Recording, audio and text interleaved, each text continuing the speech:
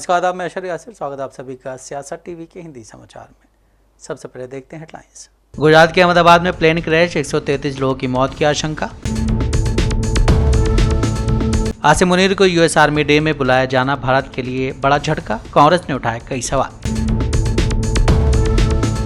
कबाड़ वाली ट्रेन में सफर करने का वीडियो पोस्ट करने वाले बीएसएफ के जवान की जाएगी नौकरी।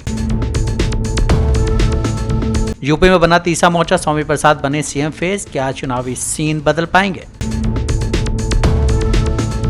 बीजेपी का स्लीपर सेल कहने पर भड़के इमरान मसूद, कहा बोलता मुसलमान आपसे बर्दाश्त नहीं।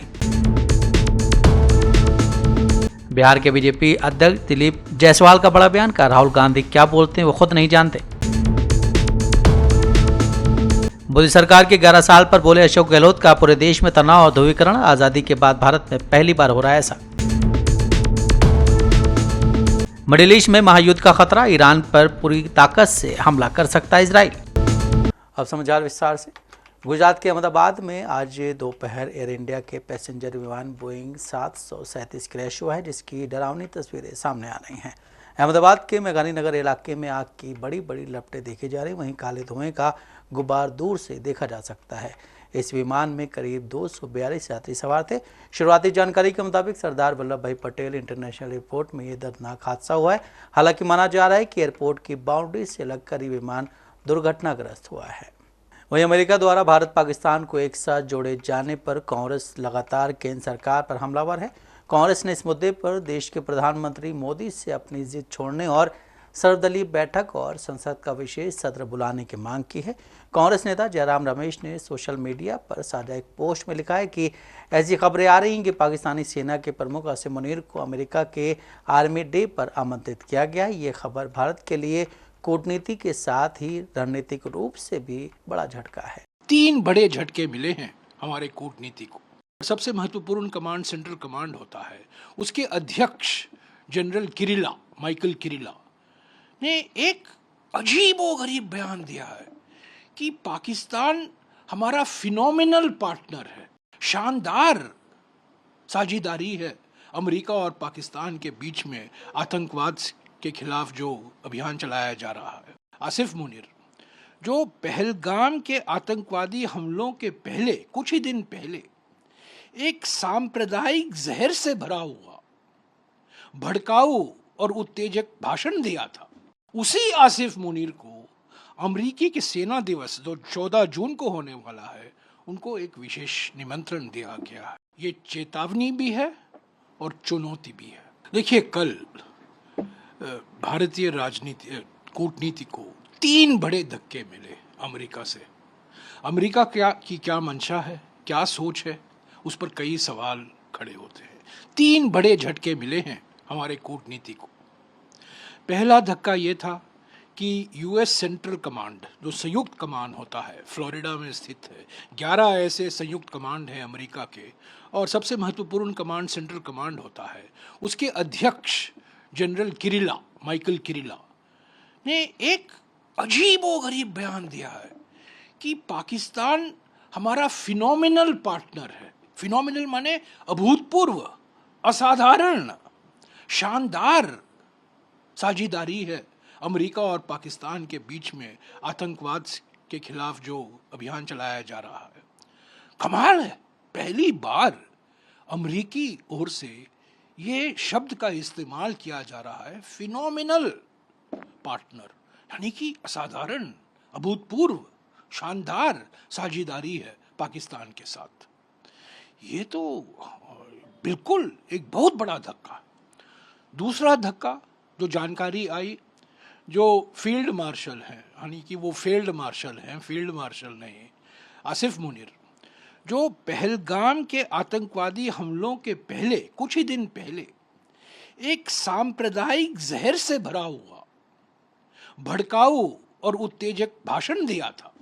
केंद्रीय मंत्री मनोहर लाल खट्टर से मुलाकात के बाद सीएम उमर अब्दुल्ला ने कहा है कि मेरे पास बिजली मंत्रालय और आवास एवं शहरी मामलों का मंत्रालय दोनों है, दोनों में प्रगति हो रही है। अब सिंधु जल संधि स्थगित होने के बाद हमारे सामने 2 प्रोजेक्ट हैं जिन पर जल्द ही काम शुरू हो सकता है, एक कश्मीर में और एक जम्मू में है। अब दोनों प्रोजेक्ट को लेकर केंद्र सरकार से बातचीत चल रही है, देखते हैं कि आगे क्या होता है। विस्तार से दोनों मीटिंगों के हवाले से आपसे आपको बताया हुआ है।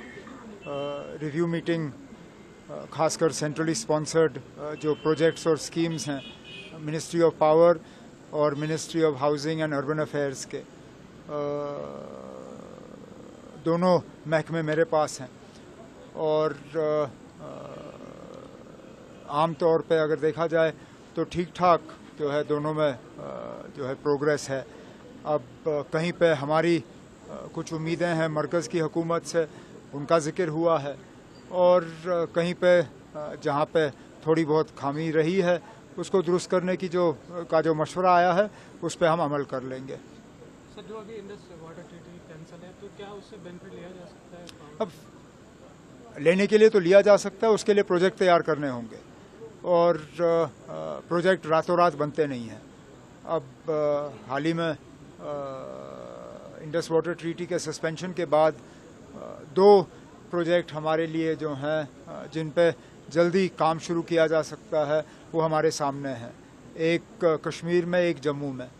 अब दोनों प्रोजेक्ट्स को लेके मरकज़ की हुकूमत से बात हो रही है, देखते हैं आगे क्या होता है। तो जो पावर डिपार्टमेंट डेट में था, अभी व्हाट इज द सिचुएशन? अब अभी भी हम डेट में हैं, लेकिन ये क्योंकि जिस कीमत पे हम पावर खरीदते हैं और जिस कीमत पे हम पावर लोगों को सप्लाई करते हैं उसमें फ़र्क है। यहाँ हम हर किसी को कंसेशन के बुनियाद पे पावर देते हैं, चाहे वो डोमेस्टिक कंज्यूमर हो, चाहे कमर्शियल कंज्यूमर हो, इंडस्ट्रियल कंज्यूमर हो, हर कोई जो है वो कंसेशन में पावर लेता है। तो थोड़ा बहुत डेट तो होगा ही, लेकिन आहिस्ता आहिस्ता सिलसिला भी ठीक हो जाएगा। और जैसे पावर मिनिस्टर साहब ने कहा, मीटरिंग की तरफ ध्यान दे के हमारी कोशिश है सिर्फ इतनी है कि जितना हम बिजली इस्तेमाल करें उस इस्तेमाल का हम पैसा दें बस। सोशल मीडिया पर एक वीडियो तेजी से वायरल हो रहा है जिसमें बीएसएफ का एक जवान ट्रेन की बदहाली दिखाते हुए नजर आ रहा है। वीडियो में देखा जा सकता है कि जवान ट्रेन की गंदगी, टूटी सीटें और व्यवस्था की खस्ता हालात को कैमरे में कैद करता है। वीडियो को लाखों लोगों ने देखा और शेयर भी किया, जिसके बाद सवाल उठने लगे हैं कि क्या ऐसा वीडियो पोस्ट करने पर बीएसएफ जवान की नौकरी जा सकती है और क्या वाकई इस पर कार्रवाई हो सकती है। दरअसल ये वीडियो अमरनाथ यात्रा की सुरक्षा में जा रहे बीएसएफ जवानों की टुकड़ी से जुड़ा हुआ है। बताया जा रहा है कि इस ट्रेन से 1200 जवानों को त्रिपुरा के उदयनगर रेलवे स्टेशन से जम्मू तवी स्टेशन भेजा जा रहा था, लेकिन ट्रेन की स्थिति इतनी ख़राब थी कि उनका वीडियो सोशल मीडिया पर वायरल हो गया। वीडियो में जवान कहता है कि सीटें फटी हुई हैं, अगर बारिश हो जाए तो छत से पानी टपकने लगेगा। वॉशरूम की हालत इतनी ख़राब है कि कोई उसका इस्तेमाल करने की सोच भी नहीं सकता। वही वीडियो वायरल होने के बाद रेलवे के 4 अधिकारी नप गए हैं। निलंबित हुए 4 अधिकारियों में अलीपुर कोचिंग डिपो का एक कोचिंग डिपो अधिकारी और 3 सीनियर सेक्शन इंजीनियर शामिल हैं। मीडिया रिपोर्ट्स के मुताबिक इस पूरे मामले में बीएसएफ की तरफ से सफाई आई है कि जवानों ने किसी भी तरह का हंगामा और विरोध नहीं किया था। जब भी टुकड़ी एक जगह से दूसरी जगह जाती है तो उस दौरान बीएसएफ के अधिकारी ट्रेन का निरीक्षण करते हैं और फिर उसके बाद टुकड़ी रवाना होती है। अगर जवान ने अनुमति लिए बिना वर्दी में वीडियो जारी किया है तो ये सेना या armed forces code of conduct का उल्लंघन हो सकता है। कई मामलों में कार्रवाई हो सकती है, जैसे कि तेज बहादुर यादव के खिलाफ एलओसी ड्यूटी कैंप से वीडियो पोस्ट करने के खिलाफ कार्रवाई की गई थी और उसे बर्खास्त कर दिया गया था। बांग्लादेश में अभी तक शांति बहाल नहीं हो पाई है। वर्तमान में सरकार तमाम तरह की शांति बहाली के दावे करती है, लेकिन सच्चाई यही है कि हिंसात्मक वारदातों को रोक पाने में सरकार असफल है। उन्होंने सरकार पर ताज़ा आरोप है कि रविंद्रनाथ टैगोर के पैतृक घर पर कुछ लोगों ने हमला कर दिया। अब लीपापोती करने के लिए मामले की जांच कर 5 दिन में रिपोर्ट देनी होगी। बीजेपी सांसद समित पात्रा ने कहा है कि कहा जा रहा है कि ये एक पूर्ण नियोजित हमला था। और यह भी आपको बता दें कि यह घर बांग्लादेश सरकार ने सरकारी रूप से एक म्यूजियम के रूप में घोषित किया था। It was a declared museum, a museum which in fact within its precincts holds the originality of that part of India, of that part of the globe, I would say. Ravindra संगीत, कई कृतियां इसी घर में बैठकर रविंद्रनाथ टैगोर जी ने अंजाम दिया था उन्हें, और आज उसे ध्वस्त किया गया है। 3 विषय मैं यहां रखना चाहूंगा बड़ी जिम्मेदारी के साथ कि जो अंतरिम सरकार है, the interim government of Mohammad Yunus ji की जो अंतरिम सरकार है, उस सरकार का यह व्यवहार उचित नहीं है। अभी भी कोई कार्यवाही नहीं हुई है। इतने बड़े इंटरनेशनल मॉन्यूमेंट को बचा के नहीं रखा जा सका। एक बहुत ही खराब संदेश पूरे विश्व दरबार में जाता है। तो भारतीय जनता पार्टी के प्रवक्ता के नाते बांग्लादेश के अंतरिम सरकार के इस व्यवहार की हम निंदा करते हैं। पश्चिम बंगाल के दक्षिण 24 परगना में हिंसा के बाद सुरक्षा के कड़े इंतजाम हैं।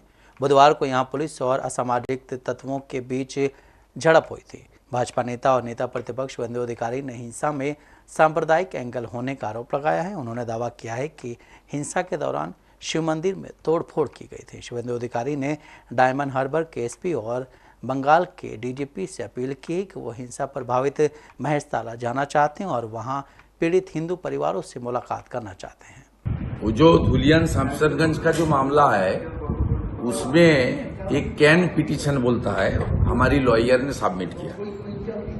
उस ऑर्डर में बहुत स्पेसिफिकली स्पेशल बेंच ने बताया था जो पूरा प्रदेश में जहां इस तरीके से कम्युनल वायलेंस होगा, कॉमन आदमी का लूटतराज होगा, आगजनी होगा, पुलिस को काम करने के लिए रोकेगा, पुलिस इंजर्ड होगा, इस तरीके से जहां होगा वहां पहले पिटिशनर नंबर 1 की ओर से डीजीपी को मेल करना चाहिए।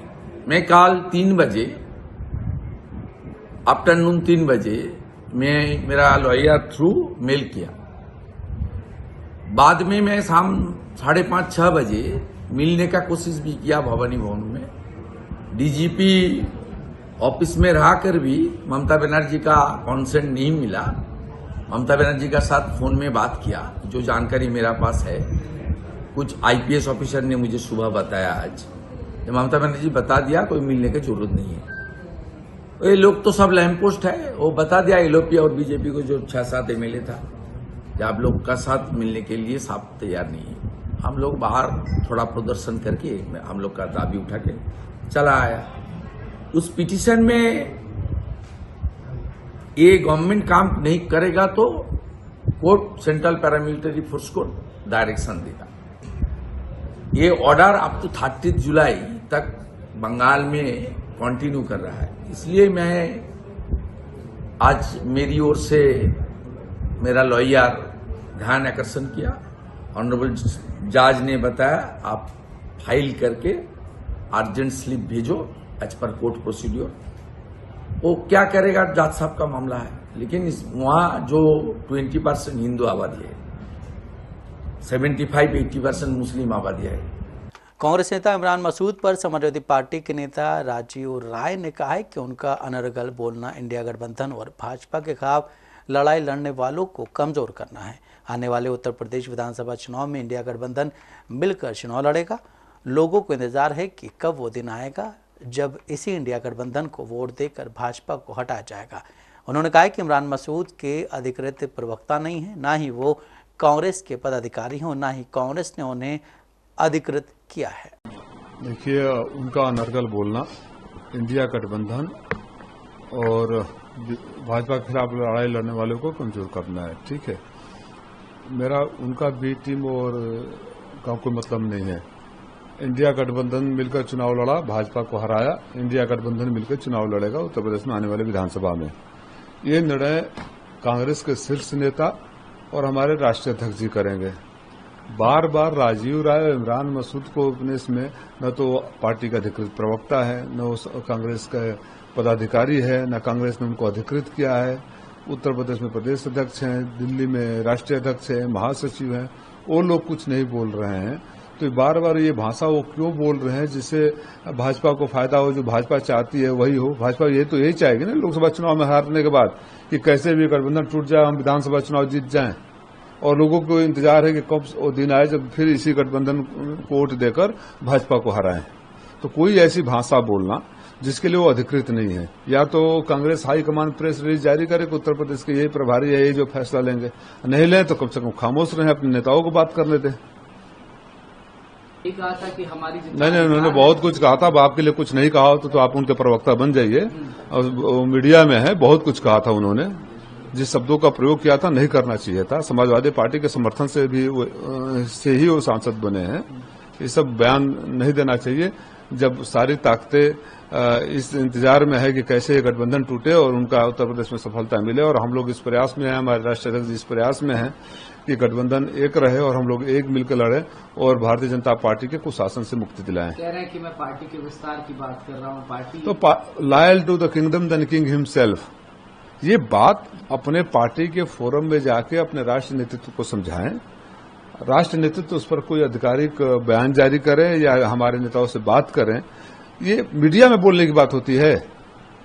ये सब बातें मीडिया में विस्तार होगा कि मेरे अंदर कोई विचार होगा तो मैं अपने राष्ट्रीय अध्यक्ष जी को बताऊंगा।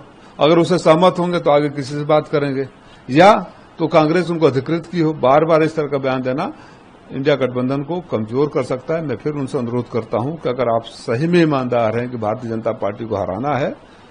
उत्तर प्रदेश की सियासत में 2027 का राजनीतिक ताना बाना बुना जाने लगा है। बीजेपी सत्ता के हैट्रिक लगाकर इतिहास रचना चाहती तो सपा पीडीए फॉर्मूले के सारे वापसी को लेकर बेताब है। बीजेपी की अगुवाई वाले एनडीए और सपा के नेतृत्व वाले इंडिया गठबंधन से मुकाबले के लिए यूपी में तीसरे मोर्चे का भी गठन हो गया है। पूर्व मंत्री स्वामी प्रसाद मौर्य ने कई छोटे छोटे दलों को लेकर लोक मोर्चा बनाया है, जिसका ऐलान आज लखनऊ में किया गया है। स्वामी प्रसाद मौर्य लखनऊ के दयाल पैराडाइज होटल में कई छोटे छोटे दलों के साथ बैठक कर रहे हैं। बैठक के बाद 2027 में होने वाले विधानसभा चुनाव के लिए तीसरे मोर्चे के गठन का ऐलान किया जाएगा। हालांकि स्वामी प्रसाद मौर्य ने खुद को लोक मोर्चे का सीएम चेहरा पहले ही घोषित कर दिया है। ऐसे में सवाल उठता है कि तीसरा मोर्चा बनाकर स्वामी प्रसाद मौर्य 2027 का सियासी सीन कितना बदल पाएंगे। यूपी की सियासत में स्वामी प्रसाद मौर्य ने नई सियासी हलचल पैदा करने के लिए तीसरे मोर्चे यानी कि लोक मोर्चा के गठन की तैयारी कर ली है, जिसका ऐलान गुरुवार को औपचारिक तौर पर करेंगे। इसके लिए कई छोटे छोटे दलों के साथ बैठक कर रहे हैं। बैठक के बाद मीडिया के साथ लोक मोर्चा में कौन कौन दल शामिल हो रहे हैं उनके नाम को सामने रखेंगे। इसके अलावा मोर्चे के स्वरूप और एजेंडे का भी ऐलान कर सकते हैं। यूपी में तीसरे फ्रंट के तौर पर बने लोक मोर्चा के सीएम पद का चेहरा स्वामी प्रसाद मौर्य होंगे। इसकी घोषणा खुद ही उन्होंने की है। पूर्व मंत्री के निजी सचिव सज्जाद अली ने बताया कि लोक मोर्चा में सर्वसम्मति से स्वामी प्रसाद मौर्य को 2027 विधानसभा चुनाव में मुख्यमंत्री पद का चेहरा चुना गया है, जिसकी अगुवाई में ही लोक मोर्चा चुनाव लड़ेगी। हालांकि लोक मोर्चा की आगामी रणनीति के बारे में स्वामी प्रसाद मौर्य आज बैठक के बाद जानकारी देंगे। यूपी की सियासत के मजे हुए खिलाड़ी स्वामी प्रसाद मौर्य हैं। जनता दल से लेकर बसपा, भाजपा और सपा में रह चुके हैं। ओबीसी के बड़े नेता माने जाते हैं। 5 बार विधायक रह चुके हैं और 4 बार यूपी में मंत्री रह चुके हैं। मौर्य कुशवाहा, सैनी और शाक्य समाज के बीच स्वामी प्रसाद की ठीक ठाक पकड़ मानी जाती है। अम्बेडकर और काशीराम की सियासी विचारधारा को लेकर आगे चल रहे हैं, लेकिन बसपा से अलग होने के बाद उनकी पकड़ कमजोर पड़ी है। स्वामी प्रसाद मौर्य ने लोक मोर्चा का गठन कर आगामी पंचायत चुनाव और 2027 की विधानसभा चुनाव पूरे दमखम के साथ लड़ने की रूपरेखा बनाई है। स्वामी प्रसाद मौर्य ने इस मोर्चे के जरिए आगामी पंचायत चुनाव में अपनी राजनीतिक ताकत दिखाने की योजना बनाई है। कांग्रेस के सांसद इमरान मसूद इस समय चर्चा में हैं, खासकर सपा और कांग्रेस के गठबंधन को लेकर। इसी सिलसिले में सपा के सांसद राजीव राय ने इमरान मसूद को बीजेपी का स्लीपर सेल तक कह दिया।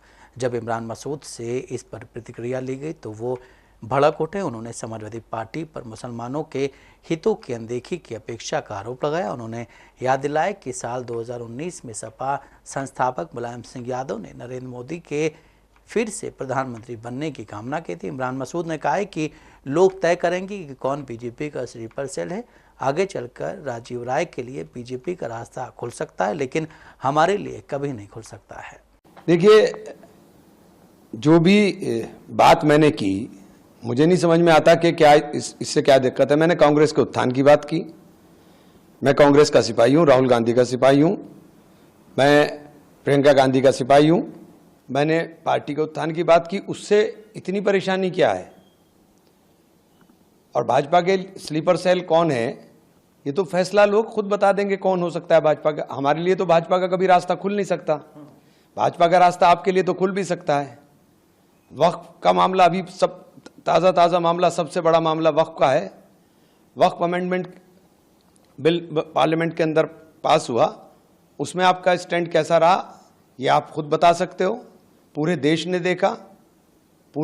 देखा कि वक्फ के ऊपर किस तरह का भाषण आपका था, कौन ठिठोली कर रहा था। एक भी अमेंडमेंट आपकी तरफ से नहीं गया। मुसलमान के तमाम तर इश्यूज़ के ऊपर आपकी खामोशी, बहराइच के ऊपर सीधा सीधा हमला किया जा रहा है। सालार मसूद गाजी की पूरे मान्यता है, उनकी दरगाह को सीधा टारगेट किया जा रहा है। आपका स्टैंड क्लियर नहीं है। निज़ाम-ए-इला संभल में रोका गया, आपका स्टैंड क्लियर नहीं है। हम सिर्फ ये बात कर रहे हैं कि अब्दुल सिर्फ दरी नहीं बिछाएगा। मैंने इतना ही तो कहा, अब्दुल सिर्फ दरी नहीं बिछाएगा। आपको सिर्फ दरी बिछाने वाले चाहिए। बोलता हो मुसलमान आपको बर्दाश्त नहीं होता। आपको ऐसा मुसलमान चाहिए जो खामोश रह करके आपकी चाकरी करे।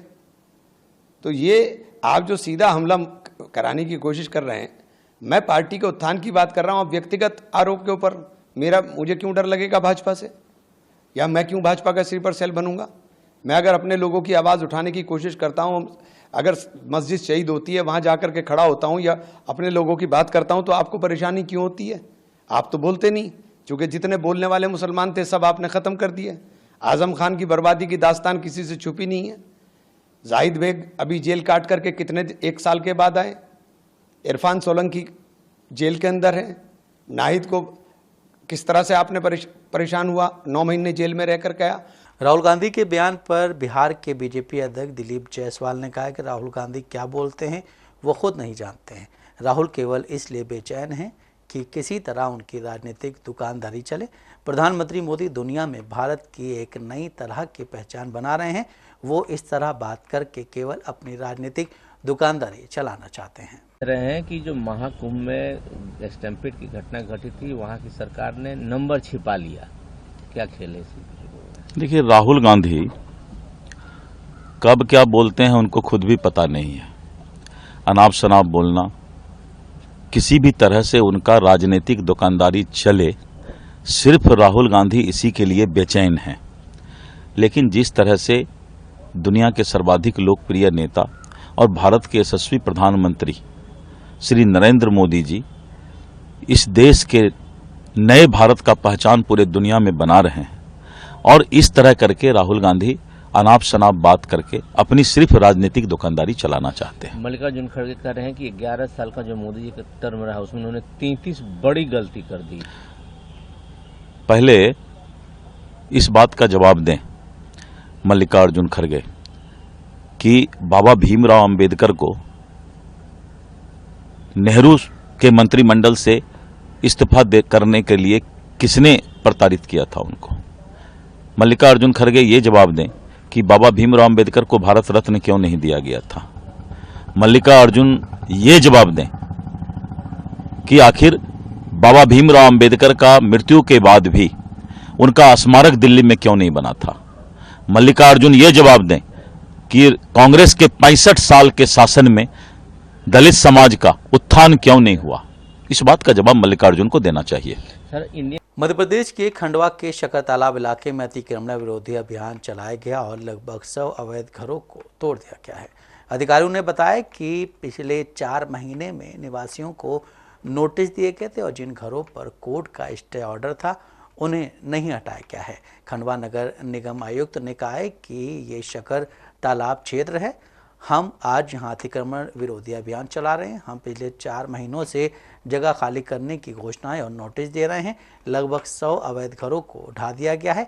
25 घर मालिकों के पास कोर्ट से स्टे था, उन्हें छोड़ दिया गया है। शक्कर तालाब का ये एरिया है जो 16 एकड़ करीब के एरिया में शक्कर तालाब है। अब यहाँ पे पक्का निर्माण होके और इस जगह पे अतिक्रमण किया गया था। तो लगभग पिछले 4 महीने से ये कार्रवाई हम लोग कर रहे थे। नोटिस देना, लगातार अनाउंसमेंट्स करना, लोगों को बोलना कि आप यहाँ से स्वयं अलग कर लीजिए अपना। और फिर आज यहाँ पे सुबह 5 बजे से ये कार्रवाई अलग करने के लिए कर रहे हैं। लगभग 100 घर हमने यहाँ से अलग किए हैं, जिनका स्टे था ऐसे 25 को छोड़ के।